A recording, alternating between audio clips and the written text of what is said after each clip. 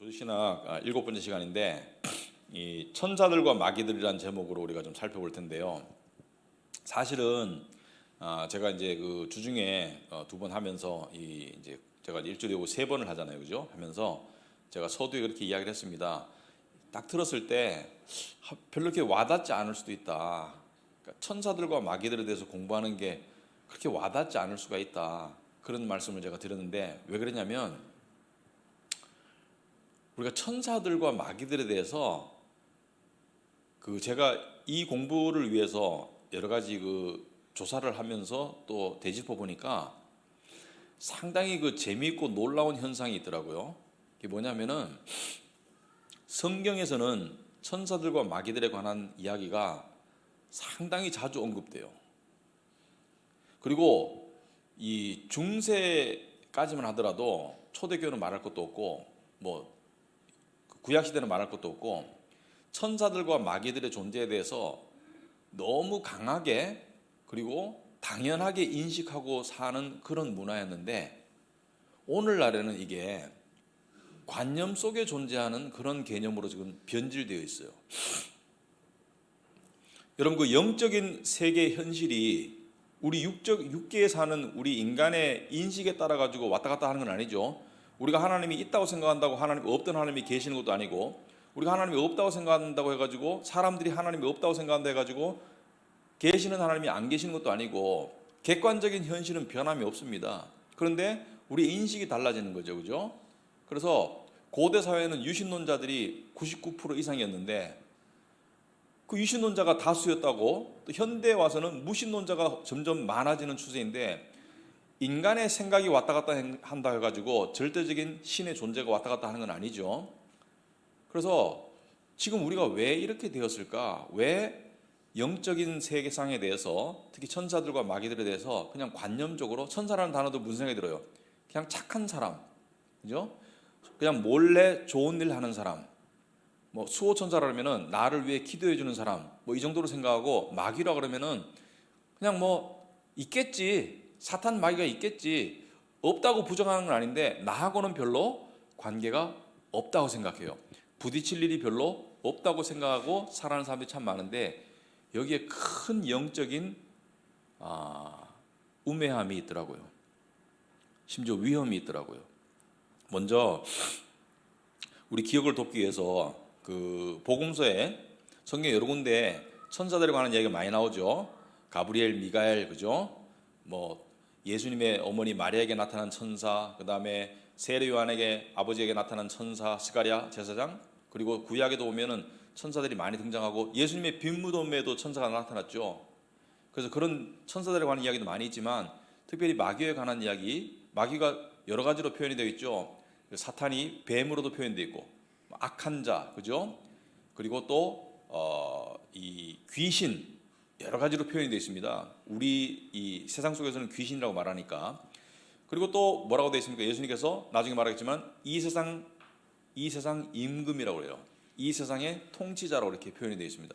자, 그런데 성경에 보시면은, 예를 들어서 몇 군데를 보고 시작할게요. 마가복음 5장 같은 데 보시면은 이 거라사 광인이라는 그런 제목으로, 거라사라는 그 지방에 이 더러운 귀신이 들러가지고 무덤 사이에서 이렇게 사는 그런 광인인데 엄청나게 힘이 세죠. 쇠사슬을 묶어놔도 막 끊고 이러죠, 그죠? 그런데 이 사람에게 귀신이 들린 거예요. 그래서 이 예수님께서 그 사람을 찾아가니까 마가복음 5장 6절에 보시면 그가 멀리서 예수를 보고 달려와 절하며 큰 소리로 부르짖어 이르되 지극히 높으신 하나님의 아들 예수여, 나와 당신이 무슨 상관이 있나이까? 원하건대 하나님 앞에 맹세하고 나를 괴롭히지 마옵소서 하니, 여기서 말하는 나는 누구예요? 귀신을 말하는 거예요, 그죠? 무슨 상관이 있습니까? 저를 그냥 내버려 두세요. 이는 예수께서 이미 그에게 이르시기를 더러운 귀신아 그 사람에게서 나오라 하셨습니다. 그러니까 귀신이 뭐예요? 좀 여기 있도록 해주세요. 저를 괴롭히지 마세요. 이 사람 안에 있도록 해주세요. 이렇게 말하는 거죠. 근데 이 사람에게는 귀신이 하나가 들어간 게 아니에요. 그 내용을 보시면은 예수께서 마가복음 5장 9절에 이에 물으시되 네 이름이 무엇이냐? 이르되 내 이름은 군대니 우리가 많음이니이다. 뭐예요? 마귀가 하나둘 들어간 게 아니에요. 그러니까 힘이 엄청나게 세진 거예요. 그러고 난 다음에 귀신들이 말하기를 자기를 그 지방에서 내보내지 마시기를 간구하더니 마침 거기 돼지의 큰 떼가 산 곁에서 먹고 있는지라 이에 간구하여 이르되 우리를 돼지에게로 보내어 들어가게 하소서 하니 귀신들이 뭐예요? 이 사람에게 쫓아내시려거든 돼지에게라도 들어갈 수 있도록 허락하여 주옵소서. 예수님의 권위를 인정하는 것이죠. 허락하신데 더러운 귀신들이 나와서 돼지에게로 들어가매 거의 2,000마리 되는 떼가 바다를 향하여 비탈로 내리다라 바다에서 몰사했다 이렇게 되어 있습니다. 2,000마리의 돼지 떼에게 귀신들이 들어갔다. 그만큼 이 사람에게 귀신이 많이 붙어 있었다는 거예요. 그리고 또 이 누가복음 4장 33절에 보시면은 누가복음 4장에 보시면은 예수님께서 회당에 가셨는데 귀신 들린 사람이, 여러분 귀신은 예수를 알아요 몰라요? 알죠. 영계에 사니까 당연히 알죠. 하나님의 아들인 걸 알아요. 하나님이신 것을 알고.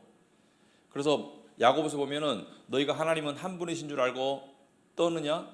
하나님은 한 분이신 줄 믿느냐? 귀신들도 믿고 떤다라고 되어 있습니다. 귀신들도 하나님의 존재를 알고 믿어요. 왜냐하면 영적인 존재이기 때문에 당연히 알죠. 그래서 회당에 예수께서 들어가시니까 나사렛 예수여 우리가 당신과 무슨 상관이 있나이까? 우리를 멸하러 왔나이까? 나는 당신이 누구인 줄 아오니 하나님의 거룩한 자니이다. 알아요 귀신이. 여기서 안다는 것은 구원으로 안다는 것이 아니고 지식적으로 알아요. 예수께서 구지서 이르시되 잠잠하고 그 사람에게서 나오라 하시니 귀신이 그 사람을 무리 중에 넘어뜨리고 나오되 그 사람은 상하지 아니한지라. 누가복음 4장에 나오는 예수의 정체를 아는 귀신의 모습, 그죠? 또 아이를 괴롭히는 그 귀신 이야기 있죠. 마가복음 9장에 보시면은 이 귀신 들린 아들이 있는데 제자들이 내쫓았어요. 못 내쫓았어요.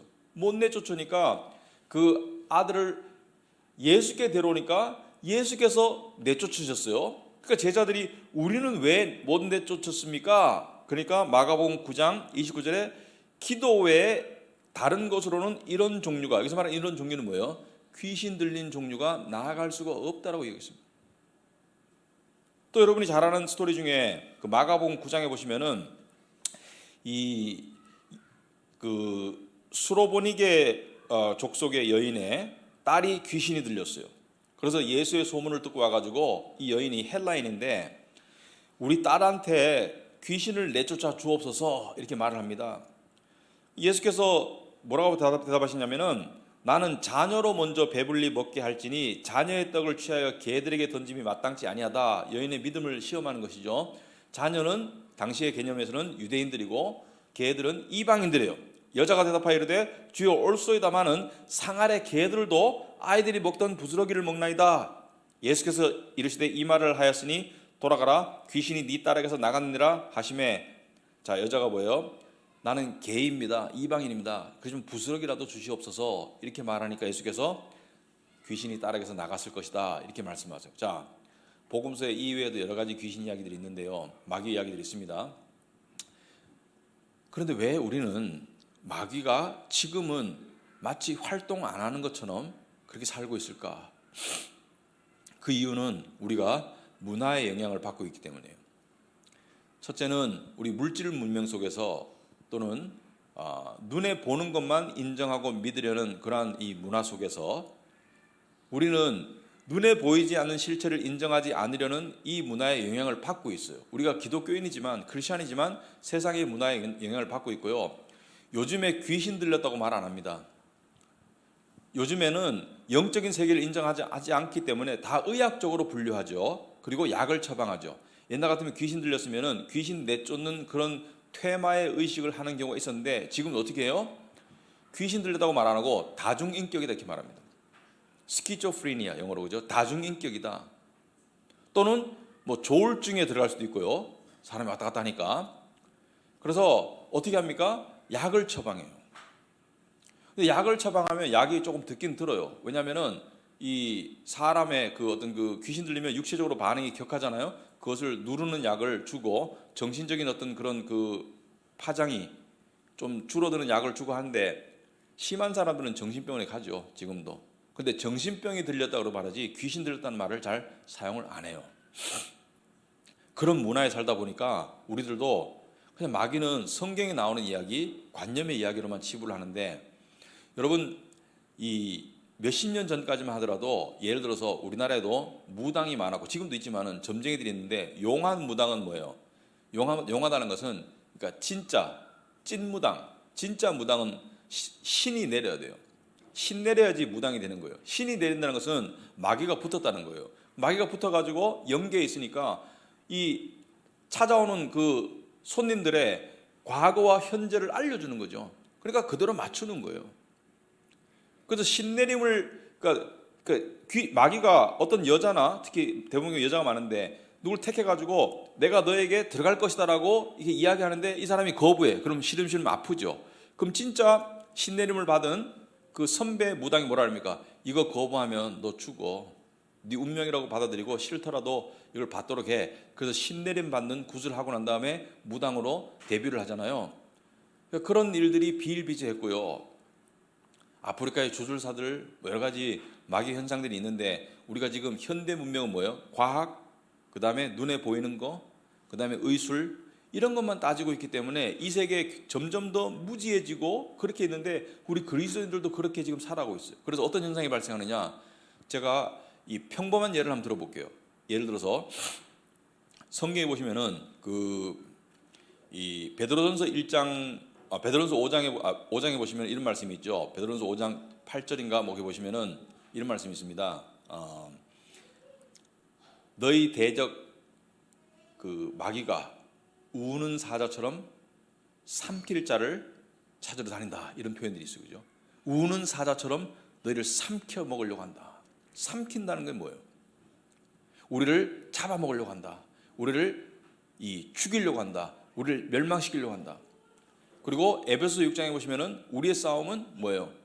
혈과 육이 아니고 공중 권세 잡은 자들, 악의 영들에 관한 싸움이다. 그래서 성경의 여러 곳에서 마귀의 실제와 마귀가 기독교인을 특별히 괴롭히고 있다는 사실을 분명히 이야기하고 있어요. 마귀는 기독교인도 비기독교인도 다 괴롭혀요. 예를 들어서 이 평범한 예로 여러분들이 아침에 일어났어요.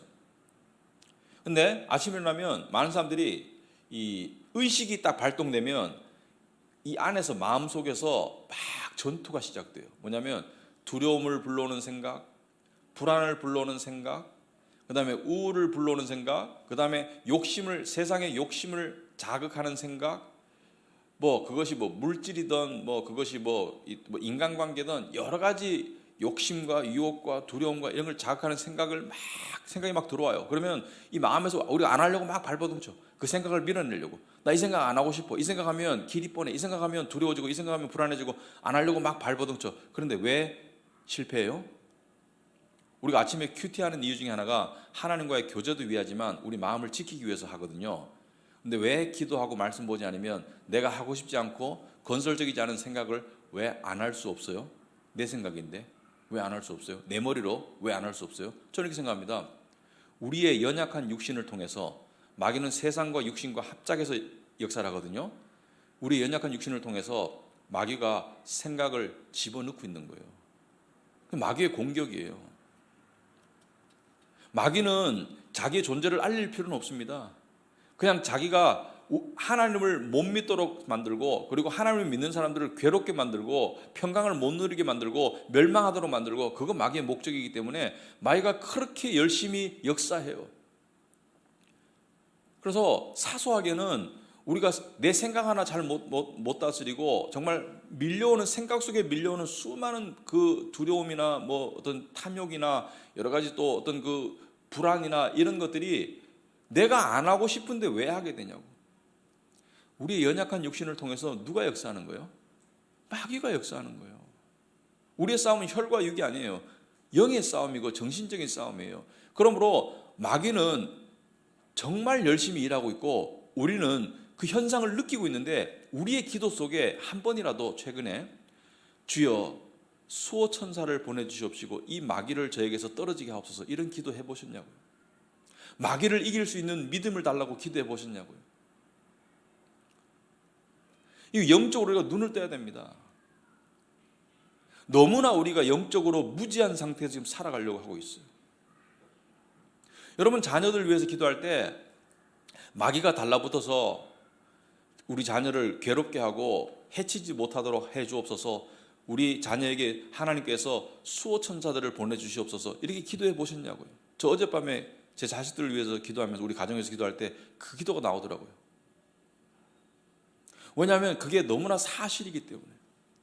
마귀는요, 지금도 엄청나게 역사하고 있고 말세가 다가올수록 그 역할은 너무나 심한데, 그리고 기독교인을 그렇게 괴롭히는데 우리의 인식 속에 그게 없어요. 그만큼 우리가 세상의 영향을 받았든지 어떻든지 간에 영적으로 무지한 상태에 살고 있으니까 기도가 깊어지지 않고, 그리고 방향성이 좀 상실되는 거예요. 그러니까 우리가 기도에 절박함이 없는 이유 중에 하나가 현실을 모르기 때문인 거예요. 마귀가 우글우글거리고 우리를 괴롭히고 나를 괴롭히고 가정을 괴롭히고 우리 교회를 괴롭힌다는 것을 우리가 안다면 정말 깨어서 기도 안 할 수가 없는 거예요. 그런 맥락에서 오늘 공부가 정말 중요하다고 말씀을 드리고 시작하도록 하겠습니다. 오늘 보시면은, 자, 천사는 천사 얘기를 먼저 해야 돼요. 왜냐하면 마귀는 천사로부터 나왔기 때문에. 하나님께서 천사는 뭐냐? 여러분 49페이지 오시면은 하나님의 창조는 물질적인 세계뿐 아니라 영적인 세계의 창조도 포함이 되는데, 천사들은 하나님의 영적인 세상, 거기에 가장 많이 존재하는 피조물이에요. 자, 천사의 특징은 뭐냐? 천사들은 인간과 같은 육신을 가지고 있지 않아요. 인간과 같이 늙고 썩고 하는 육신을 가지고 있지 않고, 천사는 이 영적인 몸을 가지고 있어요. 그러므로 우리의 눈에 보이지 않습니다. 사람의 눈에 천사와 마귀가 보이지 않아요. 그런데 성경에 보면 간혹 천사들을 보게 되잖아요. 그죠? 천사들을 보게 될 때가 있습니다. 예를 들어서 그 예수님의 빈 무덤에 갔던 그 마리아, 또 막달라 마리아, 다른 마리아, 천사를 보게 되죠. 그런데 그럴 때는 뭐예요? 하나님께서 특별히 눈을 뜨게 하셔서 천사를 보게 하시는 거예요. 아브라함이 천사를 보게 했다든지, 천사를 보게 될 때는 하나님께서 특별히 눈을 뜨게 해주셔야지 볼 수가 있어요. 대표적인 예가 예수님이 탄생했을 때 누가복음 2장 13절에 호련히 수많은 천군이 그 천사들과 함께 하나님을 찬송하여 이르되, 이때 찬송하여 이르되 그 천사들을 우리는 목동들이 보았을 것이라고 추정을 하는 것이죠. 왜? 특별히 눈을 뜨게 할 때가 있습니다. 사람들에게. 그리고 마태복음 28장 1절에 3절에 안식일이 다 지나고 예수께서 부활하시고 난 다음에 안식 후 첫날이 되려는 새벽에 막달라 마리아와 다른 마리아가 무덤을 보려고 갔더니 큰 지진이 나며 주의 천사가 하늘로부터 내려와 돌을 굴려대고 그 위에 앉았는데 그 형상이 번개 같고 그 옷은 눈같이 희건을 광채가 나는 흰, 천사는 흰 것으로 많이 표현이 돼요. 그죠? 흰 것은 순결을 말하죠. 보았다는 거예요. 하나님께서 특별히 보게 하실 때가 있다는 거예요. 자, 그렇다면 천사들은 언제 만드셨나, 하나님께서? 여기 두 가지 의견을 제시하고 있습니다. 첫째는 6일간의 창조 중에 하나님께서 만드셨다.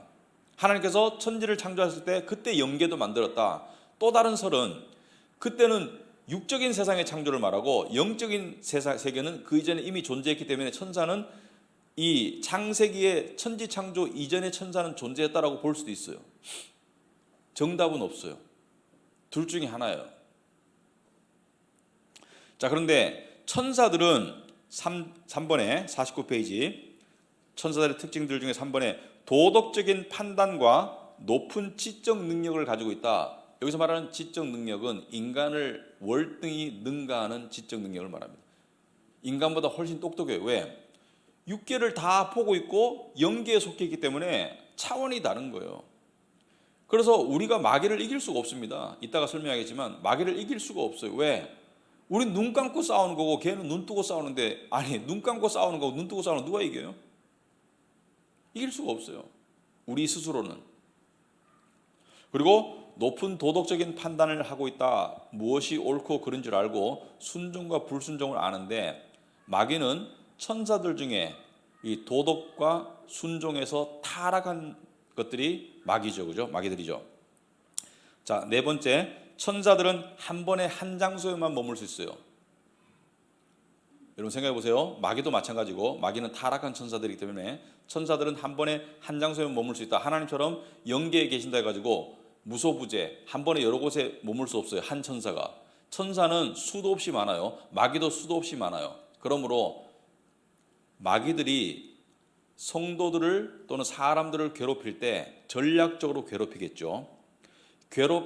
피는데 어떤 사람에게는 수많은 마귀들이 한꺼번에 괴롭힐 수도 있고 어떤 사람에게는 1대1로 괴롭힐 수도 있고 제가 봐서는 어떤 사람은 안 괴롭히고 냅두는 사람도 있을 거예요. 왜? 한정된 숫자이기 때문에 효과적으로 사용하겠죠. 우리 전쟁할 때 병력을 효과적으로 사용하듯이 자 클럽에서 망가지고 있는 사람들 마귀가 별로 괴롭히지 않을 것 같아요. 제가 봐서는. 뭐하러 그렇게 신경 써요? 이미 망가져 있는데. 믿음이 너무 좋아서 아무리 괴롭혀도 흔들리지가 않아 잘. 그럼 마귀가 굳이 괴롭힐 이유가 없겠죠. 저 사람 쟤는 괴롭혀봤자 안 돼. 쟤는 믿음이 너무 좋아가지고 하나님만 바라보기 때문에 정말 괴롭혀도 꿈쩍도 안 해. 그럼 뭐하러 괴롭히겠어요? 아 쟤는 건드니까 바로바로 넘어지네. 잘 괴롭히죠. 전담반을 형성해가지고 계속 괴롭힐 것 같아. 저것만 건들면 바로바로 넘어져. 쟤는 저기만 건들면 바로바로 두려워지고 바로바로 불안해지고 쟤는 저기만 건들면 돼. 이렇게 되는 것이죠. 서로 정보 교환도 할 것 같아요. 제 약점은 이거야. 자, 50페이지 위에 천사들의 정확한 숫자는 모르지만 분명한 것은 그 수가 많다는 것이다. 요한계시록 5장에 보시면은 내가 또 보고 들음에 보좌와 생물들과 장로들을 둘러선 많은 천사의 음성이 있으니 천국의 장면을 이야기하는 것이죠. 그 수가 만만이요 천천이라. 여기서 만만이라는 것은 만 곱하기 만이 아니고 10 완전수의 여러 번 곱함이죠. 그러니까 수가 엄청나게 셀 수 없다는 것을 상징적으로 표현하는 것이죠. 엄청나게 많아요. 지금 지구상의 인구가 75억인데 마귀의 숫자가 몇이겠어요? 천사의 숫자가 몇이겠어요? 모르죠. 하지만 엄청나게 많아요. 천사들의 능력이 인간의 능력보다 훨씬 더 뛰어납니다. 현재로서는. 하지만 나중에는 인간이 천사들을 다스릴 것이고 심판할 거예요. 무슨 말이냐면은 우리가 하나님의 원수였지만 제가 저번에 말씀드렸듯이 어떤 집에 어떤 부잣집에 종의 아들은 서열구조의 제일 밑바닥이죠. 종의 자식이니까. 그런데 종의 자식이 부잣집 그 주인의 눈에 들어가지고 양자가 되는 순간 모든 서열구조를 뛰어넘는 것이죠. 그리고 그 양아버지 밑에 양자로서 나머지 모든 사람은 자기 밑에 가는 것이죠. 집사나 그 집에 또 여러 가지 일 보는 사람들 또 그런 서열구조를 뛰어넘듯이 우리가 하나님의 자녀로서 천사들을 다스릴 것이다. 자, 7번에 천사의 이름들이 성경에 나옵니다. 수많은 천사들이 있는데 이름은 딱 2개만 등장해요. 여기는 제가 우리 기독교 역사에서는 기독교 전통에서는 하나님께서 수많은 천사들을 창조하시고 난 다음에 우두머리 셋을 임명하셨다고 그렇게 봅니다. 왜냐하면 하나님은 삼위의 하나님이기 때문에 3이라는 숫자를 좋아하세요. 그래서 천사장이라고 부르는 거예요. 천사장, 천사를 다스리는 우두머리, 그러니까 지휘관. 그래서 하나는 미가엘이고 하나는 가브리엘이고 이 둘이 성경에 자주 등장하죠. 그죠? 다니엘서도 나오고 유다서도 나오고 누가복음도 나오고 이 두 천사는 천사들의 우두머리다. 그러면 다른 하나는 그게 사탄이다 이렇게 봅니다. 마귀들은 천사들 중에 하나님께 불순종하고 타락한 천사들이라고 보면 마귀들이 그 타락한 천사들을 이끄는 우두머리가 사탄인데 그래서 교회에서는 이름을 지어줬어요. 루시퍼라고 이름을 지었습니다. 성경에는 안 나오지만 루시퍼라고 이름을 지어줬습니다. 그래서 하나님께서 미가엘, 가브리엘, 루시퍼 세 천사의 우두머리를 지명하셨는데 그 중에 루시퍼와 그의 추종자들이 떨어져 나가서 사탄과 마귀들이 되었다 이렇게 보는 거예요. 자, 천사는 그럼 무슨 역할을 하나? 50페이지 중간에 보시면은 하나님을 찬송하고 예배하는 영적 피조물이다. 여러분 천국 가면 예배 누가 등장해요? 천사들이 찬양 인도를 해요. 천사들이 예배 인도를 합니다. 또한 천사들은 눈에 보이지 않는 영적 세계가 있음을 인간들에게 상기시켜주는 그런 역할도 하고요. 천사들은 하나님의 심부름꾼으로서 하나님께서 어떤 일을 하실 때 하나님의 메시지를 인간들에게 전달하거나 명령을 집행하기도 합니다. 예를 들어서 그 세례 요한의 아버지 사가랴에게 나타나가지고 천사가 뭐라 했습니까? 그 둘이 나이가 들어서 불임인데 천사가 그에게 이르되 사가랴여 무서워하지 말라. 너의 간감이 들린지라 네 아내 엘리사벳이 네게 아들을 낳아 주리니 그 이름을 요한이라 하라. 그죠? 아들을 낳을 것이다라고 하나님의 계시를 주면서 명령을 해요. 뭐라고? 이름을 요한이라고 지어라. 또한 천사들은 하나님의 메신저 역할을 하는 동시에 이게 중요합니다. 이 기도를 좀 해야 돼요. 하나님의 자녀를 지키는 역할을 해요. 하나님은 우리가 위험에 처했을 때 또는 영적인 침체에 빠졌을 때 당신의 천사들을 보내시어 우리를 지키신다. 시편 91편 11절에 보시면은 그가 너를 위하여 그의 천사들을 명령하사 네 모든 길에서 너를 지키게 하심이라. 여러분, 이 말씀을 우리가 정말로 믿는다면 우리 기도 속에 이 내용이 들어가야 되나요? 안 들어가야 되나요?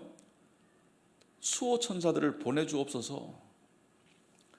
우리 가정이 지금 힘든 가운데 있는데 천사들을 보내서 지켜주옵소서. 이 기도가 들어가야 되죠. 내 자녀가 지금 어려움에 처해 있는데 하나님 수호 천사를 보내주옵소서. 제가 대학교 때 미국 선교사님 노부부였는데요. 그때 70대 좀 되신 노부부였는데 성경 공부를 매주 갔습니다. 근데 그 부인이 그때 제가 지금 대학생 입장에서는 좀 뜬금없는 얘기를 하실 때가 있어요. 천사들이 자기를 지켜주고 있는 것을 자기는 느낀다. 특별히 나를 위해서 누군가가 기도해 줄 때 그런 일들을 내가 느낀다. 이렇게 얘기하시는데 저는 그때 약간 좀 나이 드셔서 이런 말씀하시나?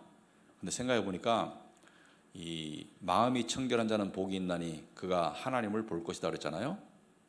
그분이 마음이 되게 청결하시거든요. 그런 걸 느끼시는 것 같아요. 중보 기도의 힘도 느끼고 천사들도 느낀다고 그렇게 말씀하시더라고요. 히브리서 1장 14절에 보시면 모든 천사들은 섬기는 영으로서 구원받을 상속자들을 위하여 섬기라고 보내심이 아니냐. 천사들이 섬기는 영으로서 지금 우리를 섬기라고 보냈다는 거예요. 그러면 천사들이 여기 돌아다니겠어요? 안 돌아다니겠어요? 이걸 우리가 인정하지 않으면 성경 말씀 안 믿는 거예요. 천사들이 돌아다니고 있는 거예요. 영적 싸움이 일어나고 있는 거예요. 마귀들은 우리를 공격하고 천사들은 우리를 보호하는 일들이 일어나고 있는 거예요. 우리가 어떻게 기도해야 되겠어요? 깨어서 어떻게 기도해야 되겠어요? 성경에 이렇게 분명한 복음서에 보면은 귀신 들린 자들이 예수께 나음 받고 그런 현상들이 일어나고, 그리고 성경에 수많은 언급이 있는데 왜 우리의 신앙생활 속에 이러한 개념과 관념이 희박해져 있는? 그러니까 신앙생활이 절름발이가 되는 거예요. 신앙생활이 그냥 얄팍할 수밖에 없는 거예요. 기도의 깊이가 방향이 올바르게 깊이 못 나가는 거예요. 이거를 깨닫고 나잖아요. 그러면은 기도가 달라져요. 마귀는 뭐냐? 아까도 말했듯이 51페이지 중간에 보시면은 마귀란 천사들 중에서 하나님께 죄를 짓고 타락한 천사가 마귀죠. 그 우두머리를 사탄이라고 합니다. 그러니까 사탄은 마귀이지만 모든 마귀가 사탄은 아니에요. 사탄은 하나예요. 마귀의 대장이 사탄이에요. 그래서 언제 그러면 이들이 하나님께 반기를 들고 타락했나? 자, 영계가 육계와 함께 천지 창조 때 만들었다고 생각하는 분들은 창세기 1장 31절 모든 것이 창조되고 난 다음에 창세기 3장 1절 뱀의 등장까지 그 사이에 타락이 이루어졌다고 보고요. 저는 영계가 육계 이전에 만들어질 것이라고 생각합니다.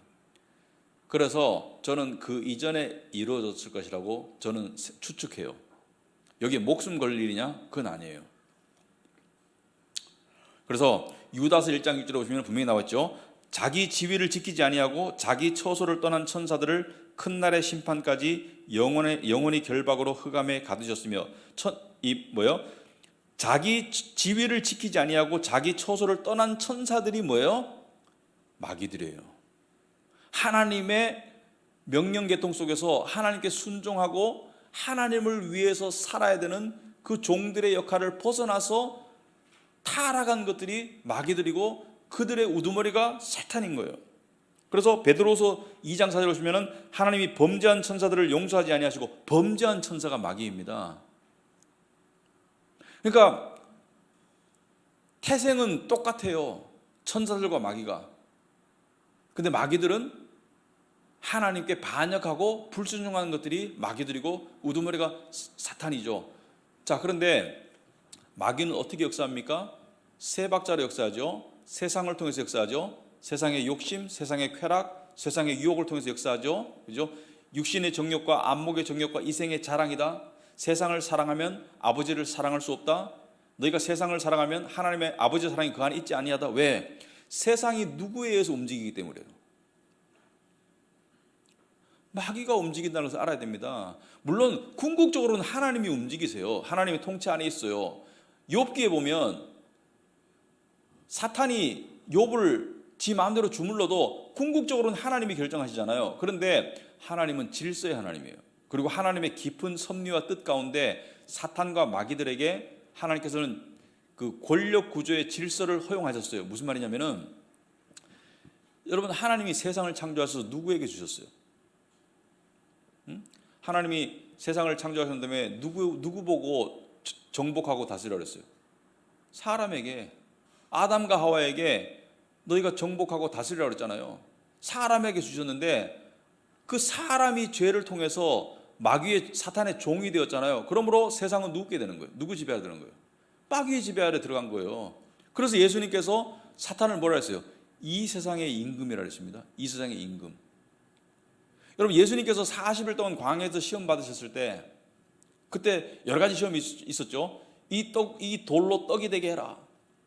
그리고 또 뭐라 했습니까? 사탄이 나타나서 뭐라 했어요? 마귀가 나타나가지고 화려한 세상을 보여주면서 뭐라 했어요? 나한테 절하면 이 세상을 너한테 줄게. 그때 예수께서 무슨 소리야? 그게 네 세상이야? 이렇게 안 했어요.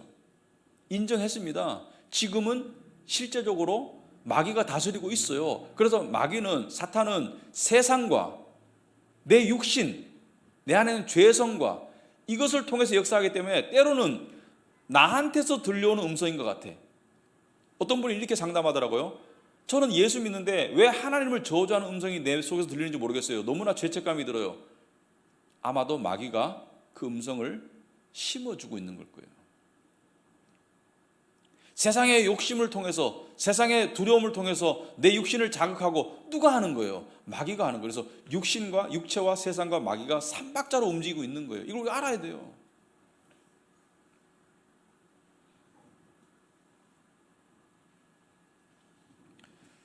그래서 마귀 중 우두머리인 사탄의 이름은 욥기 1장에 처음 등장하죠.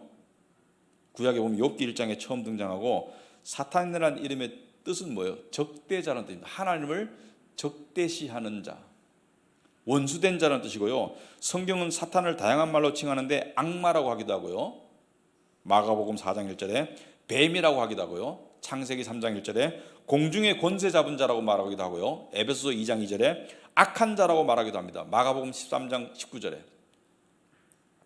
그러면 사탄과 마귀의 역할은 무엇이었어요? 살인입니다. 살인. 무엇을 통해서? 거짓말을 통해서.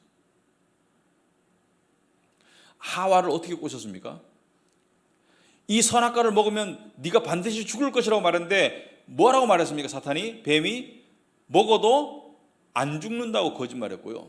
둘째는 먹으면 하나님처럼 될 수 있다라고 부추겨서 그 거짓말을 통해서 그 선악과를 따먹고 인류에게 죽음을 가져왔어요. 죄와 죽음을 가져온 장본인이 바로 사탄이에요. 그래서 예수께서 요한복음 8장에 뭐라고 말했습니까? 최초부터 살인자였고 거짓말쟁이요 거짓의 아비라고 이야기했습니다. 8장 44절에 요한복음. 최초부터 거짓말장이고 살인자다. 그러니까 빼앗고 죽이고 멸망시키는 것이 마귀의 역할이에요. 그러면 그 악독한 마귀가 우글우글 거리고 있고 우는 사자처럼 우리를 삼키려고 돌아다닌다면 우리가 어떻게 해야 되겠어요?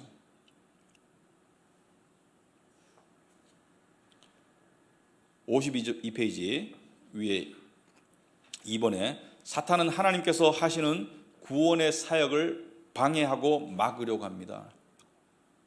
여러분, 사탄이 가장 싫어하는 게 뭐예요? 예수 믿는 거예요. 또 사탄이 가장 미워하는 존재가 누구예요?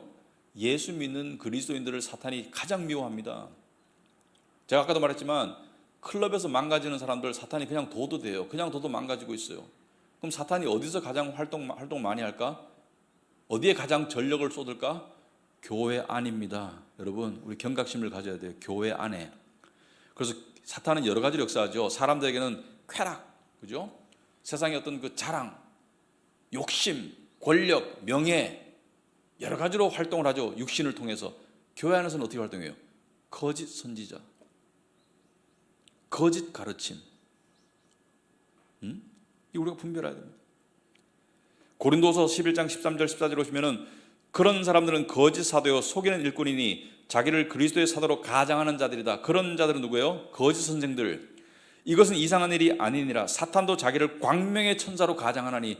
사탄도 자기를 광명의 천사로 가장해요. 우리는 신천지만 거짓 선생이라고 생각하는데 교회 안에 거짓 가르침이 많이 들어와 있고요.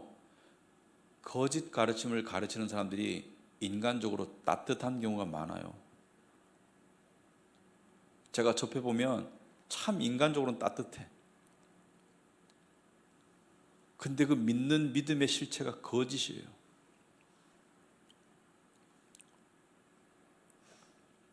교회 안에 뭘 해칠까요? 첫째는 진리를 해치고요. 둘째는 교회 화합을 해쳐요. 교회 분란을 일으키는 것이 사탄의 역할이에요. 사탄은 교회를 깨려고 하는 거예요.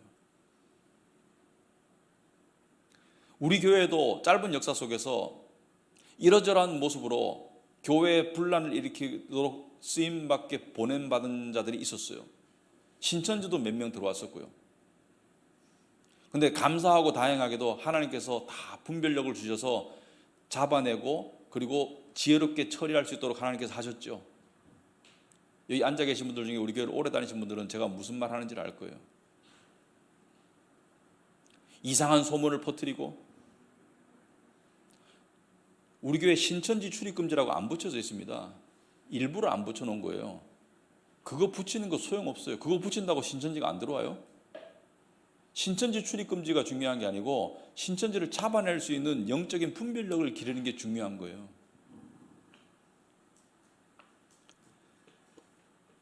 (52페이지) 3번에 사탄은 세상의 욕심과 죄의 유혹을 통해서 사람들이 하나님께 나아가지 못하도록 만든다. 자, 사람들이 하나님께 나아가지 못하도록 만드는 게 사탄의 목적입니다.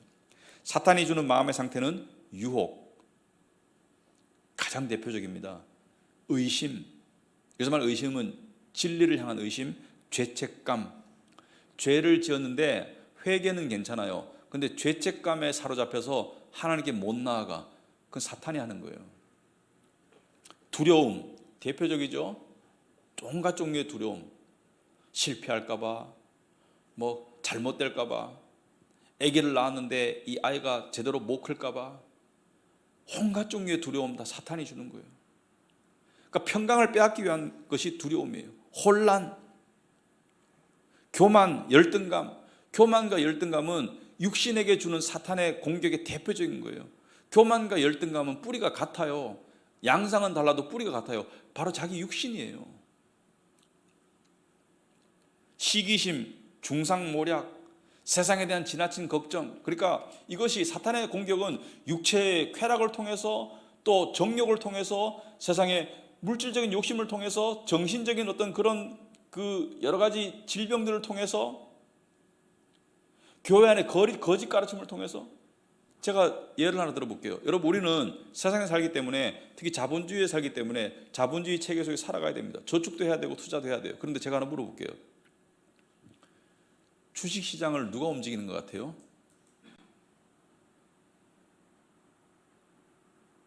여러분 저 경제뉴스 뉴스 중에 경제뉴스가 가장 많이 나와요. 네이버에 보면 경제뉴스에 보면 이런 말 있죠. 예측을 벗어나는 그런 일들이 발생하면 항상 설명은 할 줄 알아. 근데 반대 방향으로 일어나도 설명은 해요. 설명만 할 뿐이지 예측은 안 돼. 전문가들이 예측이 안 돼요. 그리고 예측이 다 달라. 어떤 사람은 이렇게 갈 것이다. 어떤 사람은 저렇게 갈 것이다. 주식시장을 놓고 예를 들어서 저희 동네 사는 분이 판교 IT 회사의 상무예요. 근데 한 번은 회사를 가니까 사장님이 임원들을 다 부르더래요. 그러면서 하는 말이 야 우리 회사 주식이 왜 폭등했어? 니네 이유를 알아? 사장도 이유를 몰라. 글쎄요. 그러더니만은 조사를 해보더니만은 뭐 누구누구 정치인 관련주로 분류가 됐답니다. 이렇게 얘기를 한다고 하더라고요. 자기도 모르는 거예요. 누가 움직인다고 생각하십니까? 우리 한번 엄격히 한번 생각해봅시다. 돈을 통해서 돈과 하나님을 겸하여 섬길 수 없다. 사탄이 가장 많이 사용하는 통로가 저는 돈이라고 보거든요. 누가 움직인다고 생각합니까? 여러분, 이 비트코인이라고 그러죠. 코인 투자 열풍이 불었잖아요. 근데 오늘도 제가 아침에 그 라디오를 듣다 오는데 무슨 유명한 경제학자가 나보고 이해를 못한다고 할지 모르지만 노벨 경제학상을 받은 사람인데, 블록체인 기술이나 그 코인은 그것은 실체가 없는 것이라고 생각한다, 이렇게 말하는 사람들이 있어요. 근데 이 투자를 통해서 떼부자가 되는 그 극소수의 사람 때문에 수많은 사람들이 여기에 휩쓸려 가지고 정신을 잃고, 소위 말해서 하나님께서 주신 그 건전한 경제관 있죠. 땀 흘려서 벌어라, 땀 흘려서 벌어라 해서 벗어나도록 만들고 세상을 혼란스럽게 만들고, 그렇게 번 돈은 쾌락으로 쓰잖아요. 사치로 쓰고. 누가 움직인다고 생각하십니까? 이 자본시장을. 그렇다고 주식 투자 자체가 근본적으로 죄라는 건 아니에요. 그렇지만 깨어 있어야 되죠. 누가 움직이겠어요? 예측이 안 되는, 이 전문가들 예측이 안 되는 이 시장을 사람들이 시장 원리라고 하더라고요. 시장 원리가 아니고요, 사탄 마귀가 움직이는 거예요. 사람들의 혼을 쏙 빼가지고 하나님께 못 가도록 만든 게 그 목적인 거예요. 근데 우리 믿는 사람들도 거기에 쑥 빠지면 어떻게 돼요? 예수께서 요한복음 10장 10절에 도둑이 오는 것은 도둑질하고 죽이고 멸망시키는 것이다. 뭘 도둑질한다는 거예요? 평강을 깨고요, 관계를 깨고요.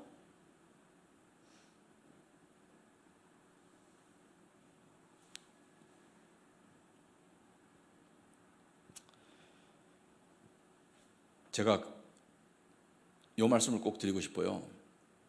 사탄은 위기와 고난을 통해서 역사합니다. 근데 위기와 고난이, 욥기를 잘 보세요. 욥에게 닥친 엄청난 고난과 위기가 하나님의 뜻이 있었습니까? 없었습니까? 하나님의 뜻은 뭐예요? 욥의 믿음을 더욱더 정금처럼 만드는 게 하나님의 뜻인데, 사탄의 목적은 뭐예요? 같은 사건을 놓고 욥을 멸망시키는 거예요. 그러면 첫 번째 뜻은 이루어지면 돼요. 두 번째 뜻은 이루어지면 안 돼요. 신앙적인 분별력을 가진다면 고난과 위기가 닥쳤을 때 그것을 통해서 연단받아서 하나님께 더 매달리는 그 믿음으로 나아가는 그것은 좋은 거예요. 하지만 그 고난과 위기 때문에 관계가 깨어지고 믿음이 박살나고, 이건 사탄이 원하는 거예요. 분별력을 가져야 됩니다. 고난과 위기는 예측할 수 없이 닥쳐요. 우리가 원한다고 원하지 않는다고 상관없이 닥칩니다. 막을 길이 없는 고난이 많아요. 그런데 그것을 통해서 주의 뜻이 이루어지는 것은 좋으나 사탄에게 우리를 삼킬 수 있는 기회를 줘서는 안 돼요. 그래서 고난과 위기가 닥칠수록 뭐예요? 믿는 자들은 더욱더 경각심을 가지고 합심해서 기도해야 됩니다. 52페이지 4번에 또한 마귀는 주술사들과 무당들을 통해서 사람들을 조종한다. 무당들이나 점쟁이가 사람들의 과거를 맞추는 일들이 있는데 이것은 마귀들이 사람들의 말이나 행동들을 듣고 보았기 때문이다. 여러분, 그 용한 무당은, 용한 점쟁이는 가면 뭐라 그래요? 어떻게 살았는지, 지금 상황이 어떤지, 뭐 때문에 왔는지 다 알아요. 그러니까 기가 막히지. 남편이 바람 피고 있구나 이렇게 딱 말하는 순간 여자가 질려 확 깜짝 놀라지. 어떻게 아시나요? 용하다 소문이 나죠. 어떻게 알아요? 행동과 말을 보고 있으니까 알지. 그런데 내면의 생각은 몰라요. 추측은 할 수 있어요. 이 생각을 하겠지, 추측하기가 쉽죠. 왜? 행동과 말을 보면 저 사람이 어떤 생각하는지 알 수 있으니까. 그런데 우리 안에 생각을 집어넣어 줄 수 있어도 우리의 내면의 마음은 읽을 수 없어요. 왜? 그건 하나님만 하실 수 있어요. 그러므로 믿는 자들은 말을 조심해야 됩니다. 특히나 이 불신앙의 말, 좌절스러운 말, 그리고 깊은 고민 같은 경우는 정말 믿을 수 있는 믿는 사람하고 나눌 때 수호천사가 지키는 가운데 나눠야지, 여기저기 떠벌리고 다니면 사탄에게 뭐예요? 내 약점이 이거야 라고 적에게 알려주는 꼴밖에 안 돼요. 말과 행동을 조심해야 됩니다. 사탄이 무서워서가 아니고요, 실제하기 때문에 인식해야 돼요.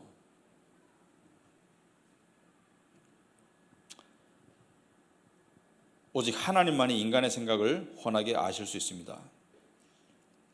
자, 마귀와 우리의 관계. 그럼 마귀에는 지금 우리가 어떤 영향을 미치고 있나? 첫째, 오늘날에도 굉장히 중요합니다. 마귀는 활발히 활동하고 있어요. 현대인이 이러한 영적인 현상들에 무지한 이유는 눈에 보이는 세상에만 지나치게 집착하기 때문이죠. 우리가 이 문화에 지금 휩쓸리고 있어요. 눈에 보이는 것만 중요해요. 영적인 현실을 우리가 눈을 떼야 돼요.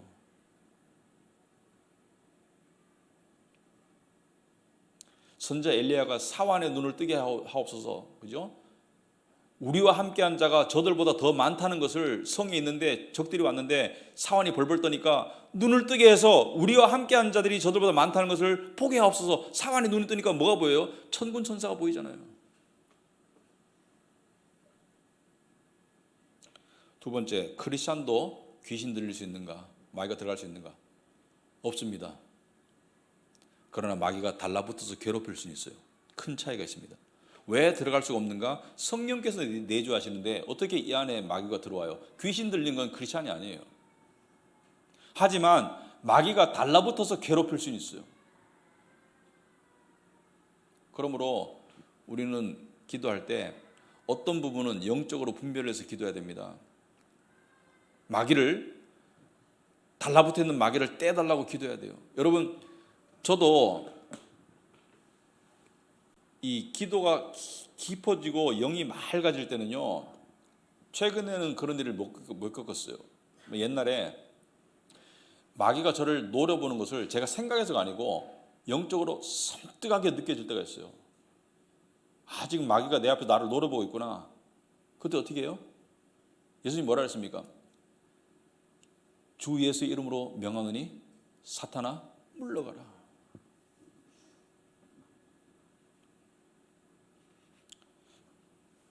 (53페이지) 위에 크리스찬은 마귀를 물리칠 힘이 있는가? 천사와 마귀 같은 영적인 존재들은 인간들보다 훨씬 지적으로 우월하고 능력이 막강해요. 우리는 못 이깁니다. 근데 우리 이길 수 있는 게 뭐예요? 이 세상을 이길 수 있는 게 뭐예요? 믿음이죠. 그러니까 예수님을 통해서 이길 수 있는 거예요. 그래서 베드로전서 5장에도 오시면은 우는 사자와 같이 다니는 마귀를 이기기 위해서 뭐예요? 믿음에 단단하고 염려를 주께 맡기라 그러잖아요. 왜? 염려가 마귀가 우리를 공격하는 주된 통로예요. 염려를 안 맡기면, 그래서 두 가지가 해야 됩니다. 마귀만을 경계해서는 안 되고요, 육신에게 틈을 줘서도 안 돼요. 그러니까 육신의 죄와 염려를 죽여나가는 그 노력과 마귀를 경계하는 영적인 깨어있음이 함께 있어야 되지, 나는 여전히 세상의 욕심을 붙잡고 있는데 마귀를 이긴다, 그거 불가능하죠. 왜? 마귀가 들어올 수 있는 그런 문을 열어놓고 있는데 어떻게 마귀가 안 들어와요? 이 부분은 다음 주 주일날 설교 시간에 제가 좀 다룰 겁니다. 그래서 그 용한 무당은요, 이런 말이 있어요. 정말 믿음 좋은 크리스찬들이 있잖아요. 점괘가 안 나온대요. 그래서 용한 무당은 여기 예수쟁이들이 있으니까 좀 떠나달라고 그런답니다. 왜냐하면 점괘가 안 나온다고. 영계에 속한 사람들은 서로 알아요. 마귀가 예수를 알아보듯이 정말 무당은 예수쟁이들을 알아봅니다. 요한일서 4장 4절에 자녀들아 너희는 하나님께 속하였고 또 그들을 이기었나니 이는 너희 안에 계신 이가 세상에 있는 자보다 크심이라. 여러분, 이 말씀 읽었을 때 세상에 있는 자를 뭐라고 해석했습니까? 이 뭐예요? 마귀와 사탄을 얘기하는 거예요. 세상에 있는 자가. 성경에 수없이 나오는데 왜 우리가 여기서 신경을 안 쓰고 살고 있으면 우리가 신앙생활 절름발이 생활을 하고 있는 것이죠. 너희 안에 있는 자가 세상에 있는 자보다 크다. 세상에 있는 자가 누구예요? 세상 임금을 말하는 거예요. 이 세상 임금 사탄을 말하는 거예요. 그래서 성숙한 크리스찬들은 마귀의 일들을 분별하며 그들의 악한 일들이 교회 안에서 뿌리 내리지 못하도록 경계해야 한다. 그래서 여러분들이 리더로서, 직분자로서 뭘 기도해야 돼요? 우리 교회가 마귀가 틈타지 못하도록 기도해야 됩니다. 수호천사들을 보내달라고 기도해야 됩니다. 교회 안에는 거짓 선생들이나 선지자들, 그리고 마귀에게 쓰임을 받는 사람들이 언제라도 들어올 수 있습니다. 들어와가지고 사람들에게 착 달라붙어가지고 어떻게 해요? 사람들 이간질하거나 잘못된 가르침을 심어주거나 교회 분열을 일으키거나, 특별히 누구를 공격합니까? 교회 지도자를 공격하죠. 담임 목사를 공격하죠. 여기서 말하는 공격은 담임 목사가 잘못했을 때 어떤 책망받아 일을 말하는 것이 아니고 거짓 소문을 내죠. 다른 사람한테 가가지고 저 목사님이 나를 좋아하는 것 같아.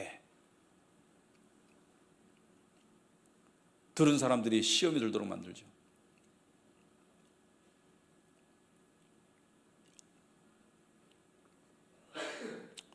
그래서 교회의 순수성과 화합을 무너뜨리려고 하죠. 그래서 요한일서 4장 1절에 사랑하는 자들아 영을 다 믿지 말고 오직 영들이 하나님께 속하였나 분별하라. 많은 거짓 선자가 세상에 나왔습니다. 우리 교회가 강조하는 게 뭡니까? 진리를 자꾸 들음을 통해서 영적 분별력을 가지라. 그래서 뭐예요? 방송 설교 듣다가 좀 이상한데 분별할 줄 알아야 돼요. 이 설교는 복음적이네, 분별할 줄 알아야 됩니다. 요한일서 4장 6절에 우리는 하나님께 속하였나니 하나님을 아는 자는 우리의 말을 듣고 하나님께 속하지 아니하는 자는 우리의 말을 듣지 아니하나니 진리의 영과 미혹의 영을 이로써 아느니라. 뭐예요? 진리를 듣는 사람은 진리에 속한 사람이고 진리를 안 듣는 사람은 안 속한 거예요. 여기서 말하는 듣는다는 것은 귀로 듣고 그냥 심적으로 끄떡끄떡거리는 게 아니고요. 행동이 따라줘야 됩니다. 듣는다는 것은 행함이 따라주는 거예요.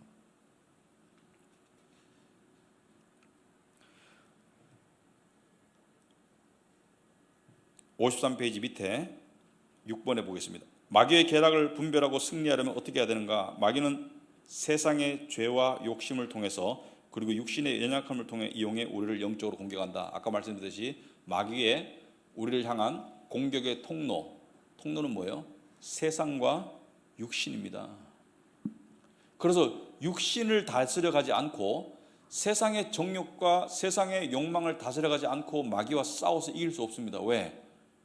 세상과 친구면 마귀와 친구가 되는 거예요.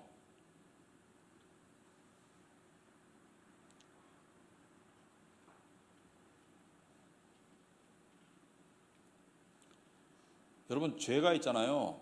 우리 한 사람의 그냥 육신의 범죄로 끝나지 않아요. 그 죄를 이용해서 마귀가 우리를 파멸시키는 거예요. 죄가 무서운 거예요.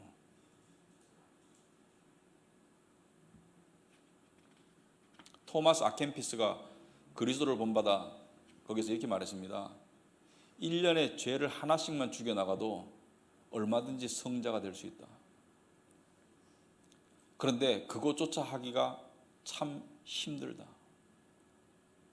내 안에 큰 죄의 목록이 있으면 그 중에 1년에 하나씩만 죽여나가 보라는 거예요. 존 오웬이 그랬잖아요. 죄를 죽이지 않으면 죄가 너를 죽일 것이다.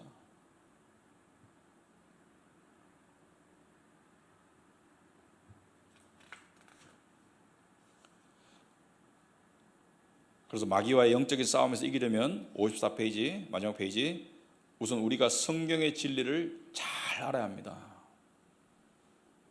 그리고 진리대로 살아가도록 노력해야 돼요. 그리고 그 진리를 바탕으로 한 성경적인 구원의 확신과 믿음의 소망을 가져야 합니다.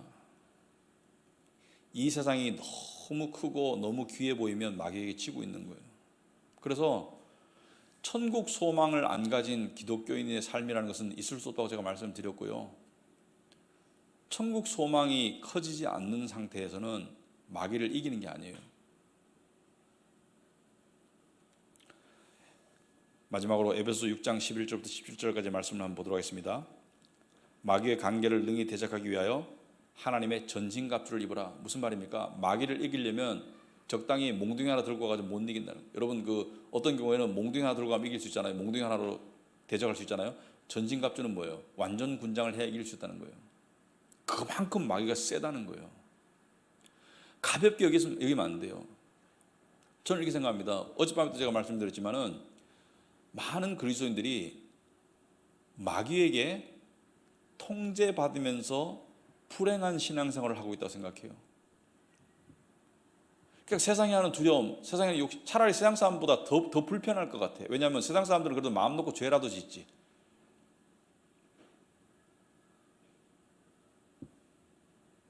더 불편할 것 같아. 근데 하나님이 원하시는 것은 내가 온 것은 예수께서 양으로 생명을 얻게 하고 더 풍성히 얻게 하라. 풍성한 삶을 주시려고 오셨는데 거기로 나아가야 되는데 우리가 그러지 못할 때가 많거든요. 그래서 전신갑주를 입어야 됩니다. 어떻게? 우리의 씨름은 혈과 육을 상대하는 것이 아니요 통치자들과 권자들과 이 어둠의 세상 주관자들과 하늘에 있는 악의 영들을 상대함이라. 분명히 나와 있죠. 하늘에 있는 악의 영들을 상대함이라. 그러므로 하나님의 전신갑주를 취하라. 전신갑주는 뭐예요? 완전 군장, full armor, 그죠? 이는 너희가 능히 대적하고 모든 일을 행한 후에 서기 위함이라. 선다는 것은 뭐예요? 믿음 상태를 말하죠. 마음이 무너지는 것이 아니고 선다는 것은 믿음 상태를 말하죠. 그래서 서서 진리로 너의 허리띠를 대고. 진리가 중요해요. 진리가. 그래서 우리 교회가 진리를 계속 알려고 하는 거예요. 이게 지금 진리를 지금 배우는 시간이 우리가. 그리고 의에, 여기서 의에 호심경을 붙이고, 의에라는 단어가 빠졌는데 의의 호심경은 뭐예요? 심장은 치명상을 입는 거예요. 팔다리에 관통상을 입으면 바로 안 죽어요. 그러나 심장에 총을 맞으면 죽어요. 그래서 의의 호심경이란 뭐예요? 마귀가 우리를 죄책감으로 공격하는데 뭐예요? 너는 죄인이고 너 같은 죄인은 하나님이 안 좋아하셔. 하나님 너를 포기하셨어. 아니, 의의 호심경은 뭐예요? 나는 죄인 맞아. 하지만 그리스도의 의로 옷 입었다는 것을. 그리스도 안에서 하나님 우리를 사랑하시고 받아주신다는 것을 그걸 항상 믿으라는 것이죠. 그리고 평안의 복음이 준비한 것으로 신을 신고. 신발이 전쟁에서 중요하죠. 신발이 잘못되면 어떻게 전투를 하겠어요? 신발이 중요하잖아요. 근데 복음의 신발을 신으라는 것이죠. 그리고 구원의 투구, 뭐예요? 머릿속에는 구원의 확신을 꽉 붙잡아라는 것이죠. 구원의 확신과 소망을 꽉 붙잡아라는 것이죠. 나는 구원받은 자다. 나는 택함 받은 자다. 이 확신을 꽉 붙잡으라는 것이죠. 그리고 이 완전 군장에 하나 딱 빼고는 전부 다 방어용인데 하나만 공격용이에요. 그게 뭐예요? 성령의 검, 곧 하나님의 말씀을 가지라. 성령의 검, 곧 하나님의 말씀을 가지라. 싸움할 때 뭘로 싸우라는 거예요? 마귀와 싸울 때 내 지혜로 싸우면 져요. 예수께서 40일 동안 광야에 시험 받으실 때 어떻게 하셨습니까? 이 배고픈 상태에서 아스 상태에 계신 예수님 보고 마귀가 뭐라 했습니까? 사탄이 이 돌로 떡을 만들어 봐. 예수께서 뭐라 했어요? 사람이 떡으로만 살 것이 아니요 살아계신 하나님의 말씀으로 살 것이다. 이렇게 말씀으로 대적하고 이기잖아요. 주 여호와 하나님을 시험치 말라. 말씀으로 대적하고 이기잖아요. 많은 사람들이 직장생활하면서 사회생활하면서 사람에 대한 두려움 때문에 마귀가 사람을 통해서 두려움을 심어줘요. 뭐 직장생활, 나의 인사고과 나의 그 승진을 어떤 좌지우지할 사람 또는 뭐 그런 어떤 그런 걸 통해서 두려움을 심어주잖아요. 사람에 대한 두려움. 잠언에 뭐라고 나와 있습니까? 사람을 두려워하면 올무에 걸리거니와. 누굴 두려워하라고요? 여호와를 두려워하라고. 육신을 죽일 자를 두려워하지 말고 육신과 영혼을 다 죽일 수 있는 하나님을 두려워하라고. 그래서 말씀으로 이겨나가는 거예요. 온전한 사람 가운데 두려움이 없나니 말씀으로 이겨나가는 거예요. 구원의 확신을 의심시킨다? 또 증거는 이것이니 하나님이 우리에게 영생을 주신 것과 이 생명이 그의 아들 안에 있는 그것이니라. 아들이 있는 자에게는 생명이 있고 아들이 없는 자에게는, 하나님의 아들이 없는 자에게는 생명이 없느니라. 내가 하나님의 아들을 믿는 너에게 이것을 쓴 것은 너희로 하여금 너희에게 영생이 있을 것이 아니고 영생이 있음을 알게 하려니라. 요한일서 5장 11절에서 13절 말씀으로 이겨나가는 거예요. 그래서 결론적으로요, 마귀는 지금도 살아있고 왕성하게 악랄하게 역사하고 있습니다. 영적인 눈을 뜨고 저와 여러분이 마귀를 대적해 나갈 수 있기 바랍니다. 등을 돌리면 져요. 이 싸움은 내가 선택하는 싸움이 아니에요. 내가 휴전할 수 있는 싸움이 아니에요. 지거나 이기거나 둘 중에 하나예요. 그럼 우리 이겨야 되죠. 그래서 더욱더 경각심을 가지고 특별히 기도 생활 가운데 이러한 영적 세계에 대한 인식이 자리 잡아서 기도가 더욱더 방향성이 있고 엣지가 있고 그리고 분별력이 있고 그런 신앙생활로 나가는 우리 교인들이 다 되기를 바랍니다. 예, 기도하고 마치겠습니다. 하나님 아버지, 참으로 이 시간을 주셔서 감사합니다.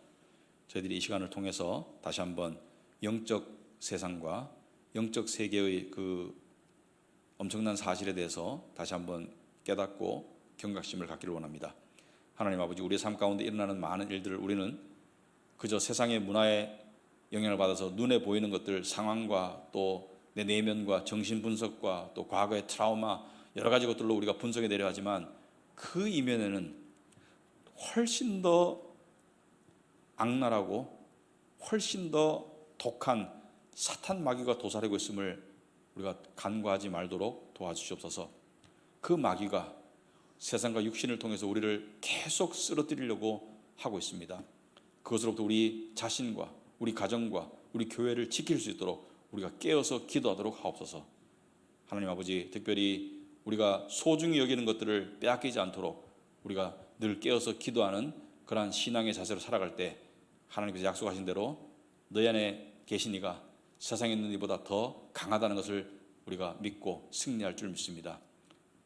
우리 성도와 또 모든 교회 성도들에게 이러한 경각심을 주시옵소서. 예수님 이름으로 기도합나이다. 아멘.